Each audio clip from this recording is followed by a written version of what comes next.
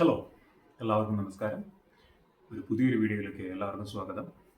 അപ്പോൾ വളരെയധികം ആ, സങ്കടം നിറഞ്ഞ ഒരു സമയത്തിലൂടെയാണ് നമ്മൾ കടന്നു പോകുന്നത്. ഇപ്പം കേരളത്തിലായി കഴിഞ്ഞാലും ഇന്ത്യയിലെ മറ്റു പല സംസ്ഥാനങ്ങളിലായി കഴിഞ്ഞ് കഴിഞ്ഞാലും ആ, കേരളം അതിലൊരു ഭാഗവാക്കായി ഒരാളുടെ മരണത്തോടുകൂടി പഹൽഗാമിലെ ഭീകരാക്രമണം. ശരിക്കും പറഞ്ഞാൽ ഓരോ ഇന്ത്യക്കാരനും വളരെയധികം സങ്കടം നൽകുന്ന, അതുപോലെ തന്നെ സങ്കടം മാത്രമല്ല പേടി നൽകുന്ന, എല്ലാവരെയും പേടിപ്പെടുത്തുന്ന ആഹ് ഒരു സംഭവമാണ് ഇപ്പോൾ നടന്നിരിക്കുന്നത്. ശരിക്കും പറഞ്ഞു കഴിഞ്ഞാൽ ഇത് എല്ലാവരുടെയും മനസ്സിൽ തീ കോരിടുന്ന ഒരു സംഭവമാണ്. കാരണം എന്ന് വെച്ച് കഴിഞ്ഞാൽ ഫാമിലി ആയിട്ട് എല്ലാ സ്ഥലങ്ങളിലേക്ക് പോകാൻ ഇഷ്ടപ്പെടുന്ന ആൾക്കാരാണ് എല്ലാവരും, ഭൂരിഭാഗം ആൾക്കാരും. അപ്പോൾ ഇങ്ങനെയുള്ള ഓരോരോ കാര്യങ്ങൾ വരുന്ന സമയത്ത് അവിടെ പോയാൽ ഇപ്പോൾ കശ്മീർ എന്ന് പറയുമ്പോൾ കേന്ദ്ര സർക്കാരിൻ്റെ വളരെ ക്രിയാത്മകമായിട്ടുള്ള ഇടപെടലുകളിലൂടെയൊക്കെ ഒരുപാട് നന്നായി കാര്യങ്ങൾ പോയിക്കൊണ്ടിരുന്ന ഒരു സമയമായിരുന്നത്. അതിലൂടെയാണ്, അതായത് ആ ഒരു ഉറപ്പിന്റെ മുകളിലുണ്ടായ ഒരു ഒരു എന്താ പറയാ ശക്തമായിട്ടുള്ള ഒരു അടി തന്നെയാണ് ഇപ്പൊ സംഭവിച്ചിരിക്കുന്നത്. ഇത് ഇത് കാരണം എന്തുണ്ടായെന്ന് വെച്ച് കഴിഞ്ഞാൽ ഇത് ശരിക്കും പറഞ്ഞാൽ അലാമിങ് സിറ്റുവേഷൻ ആണ്. ഇന്ത്യയിൽ ഒരുപാട് ടൂറിസ്റ്റ് പ്ലേസസ് ഉണ്ട്. ഇപ്പോൾ നമ്മളെ കേരളത്തിലായാലും അങ്ങനെയുള്ള എല്ലാ സംസ്ഥാനങ്ങളിലായാലും.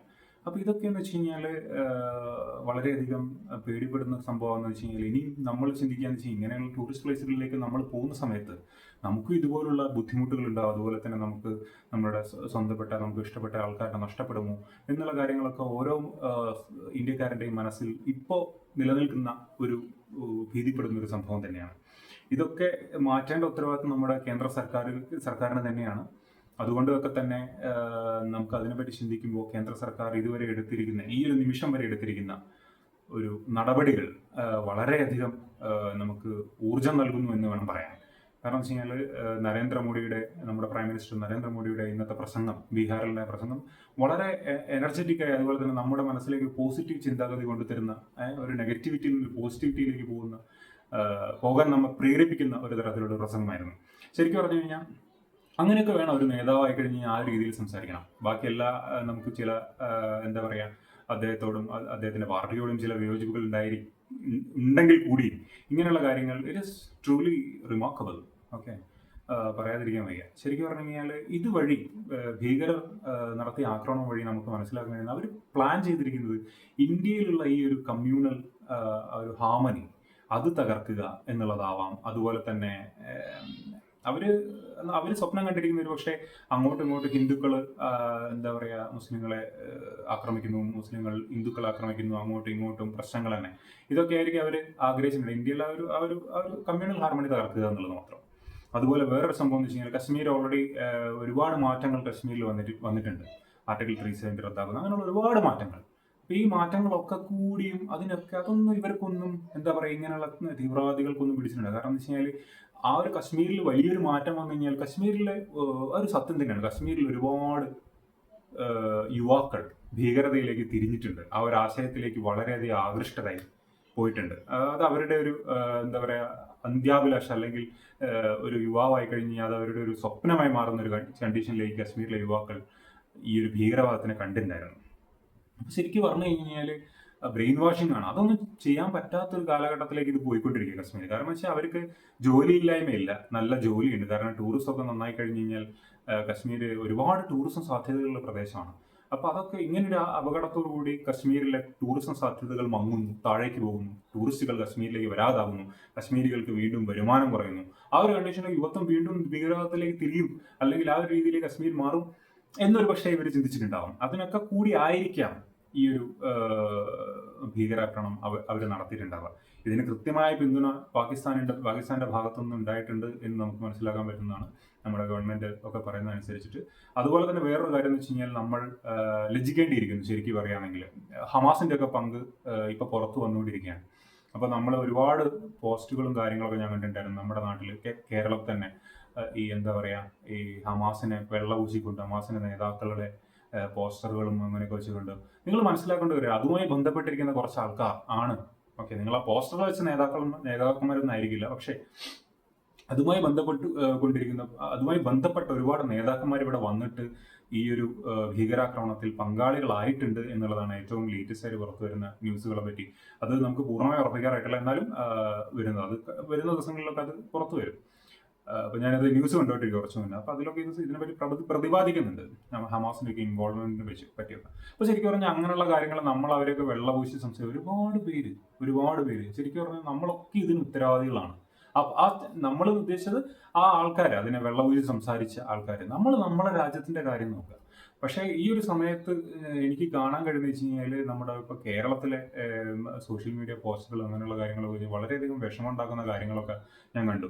പലരും എന്താ പറയാ, മുസ്ലിംസ് എന്ന് തന്നെ പറയട്ടെ, അതിൽ എനിക്കൊരു മടിയും കാണില്ല. കാരണം വെച്ചാൽ അവരങ്ങനെ സംസാരിക്കാൻ പാടില്ല. ഇവരൊക്കെ ഇങ്ങനെയുള്ള ആൾക്കാരെന്ന് വെച്ച് കഴിഞ്ഞാൽ ആ ഒരു മതമാണ്. ഓക്കെ, തീവ്രവാദത്തിന് മതമുണ്ടോ എന്ന് വെച്ചാൽ മതമില്ല എന്നൊക്കെ പറയുന്നത് കാലം വരെ തീവ്രവാദത്തിന് മതമുണ്ട്. ഓക്കെ, അതിന്റെ പേരാണ് ഇസ്ലാം. ഓക്കെ, അതെന്ന് വെച്ച് കഴിഞ്ഞാൽ ആ ഒരു മതത്തിന്റെ മുകളിൽ വന്നിരിക്കുന്ന ഒരു കറുത്ത പാട് തന്നെയാണ്. ആ പാട് ഒഴിവാക്കേണ്ട ഉത്തരവാദിത്തം അവർക്കാണുള്ളത്. ഓക്കെ, അത് മറ്റുള്ളവർക്കല്ല. അത് ഇത് ഇസ്ലാം അല്ല, ഭീകരവാദത്തിന് മതമില്ല എന്ന് പറയുന്നതല്ല. അതൊരു മതത്തിന്റെ പേരിൽ ഉണ്ടായിക്കൊണ്ടിരിക്കുന്ന പ്രശ്നങ്ങളൊക്കെ തന്നെയാണത്. അതിന് വേറെയും ചില ദുഷ്ടലാക്കുകൾ അല്ലെങ്കിൽ കാര്യങ്ങൾ ഇതിനകത്തേക്ക് വരുമെങ്കിൽ കൂടി അൾട്ടിമേറ്റ്ലി മതം ഒരു കാരണം തന്നെയാണ്. അപ്പോൾ ഇതിൽ കൂടെ നമുക്ക് മനസ്സിലാക്കണം, ഇങ്ങനെയുള്ള ആൾക്കാരൊക്കെ എന്ന് വെച്ച് കഴിഞ്ഞാൽ ഞാൻ കണ്ടിരിക്കുന്നത് വെച്ച് കഴിഞ്ഞാൽ നല്ല ഒരുപാട് ആൾക്കാർ ഈ മതത്തിലുണ്ട്. എല്ലാ മതത്തിലുമുണ്ട്. ഓക്കെ, ദുഷ്ടന്മാരും എല്ലാ മതത്തിലുമുണ്ട്.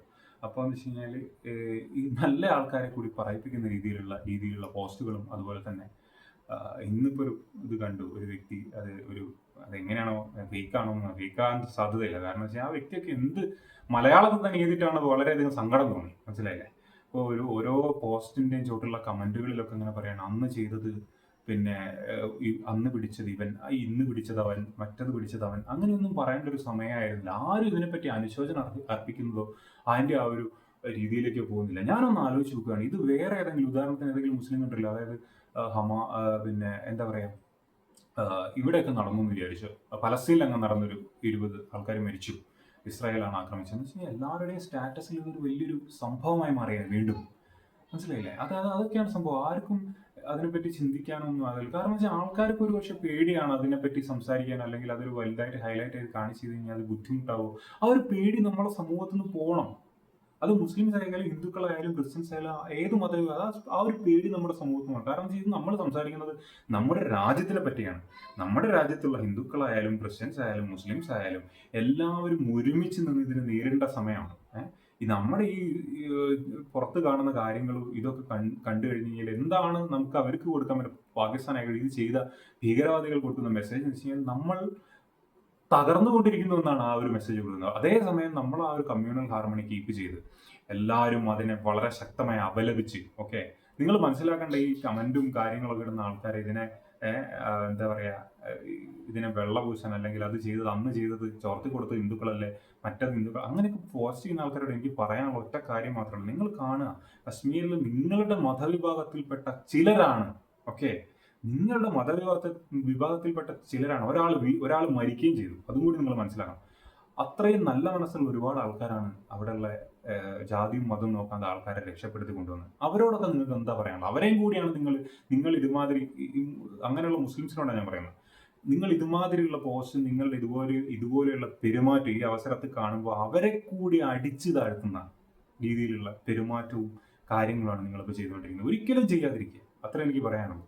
അതിലൊരു പക്ഷേ എൻ്റെ സുഹൃത്തുക്കളുണ്ടോ, എൻ്റെ ഫാമിലി ഉണ്ടോ ഒന്നും എനിക്ക് അറിയേണ്ട ആവശ്യമില്ല. കാരണം എന്ന് വെച്ച് കഴിഞ്ഞാൽ വളരെയധികം വിഷമമുണ്ടാക്കുന്ന അങ്ങനെയുള്ള കാര്യം. നമ്മൾ ഒരുമിച്ച് നിൽക്കേണ്ട സമയമാണ്. നമ്മൾ ഒരുമിച്ച് നിന്ന് ഇപ്പോൾ നമ്മുടെ രാജ്യത്തിനെ സപ്പോർട്ട് ചെയ്യേണ്ട വളരെ വലിയൊരു സമയമാണ്. കാരണം വെച്ചാൽ ഇത് എവിടേക്ക് പോകുന്നുള്ളത് നമുക്കറിയില്ല. കാരണം ഇന്ത്യയുടെ തീരുമാനങ്ങളും അതുപോലെ തന്നെ റിറ്റാലിയേഷനൊക്കെ തന്നെ വളരെയധികം ചർച്ചയായിക്കൊണ്ടിരിക്കുന്ന ഒരു സമയമാണ്. കാരണം looks like India is going into a war against Pakistan in all the means.